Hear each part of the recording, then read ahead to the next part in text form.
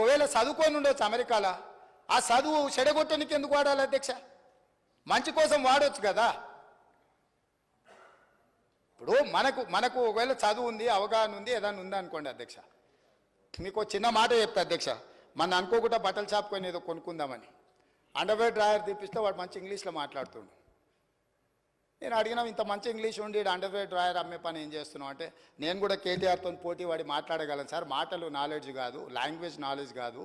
Knowledge వేరు, language వేరు. Language is only communication కోసం ఉండేది.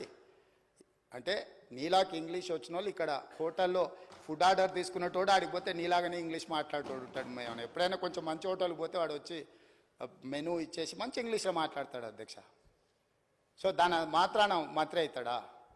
అవగాహన చెయ్యాలన్న ఉద్దేశము, ప్రజల ఆమోదం ఉంటే నాయకులం అవుతాం అధ్యక్ష.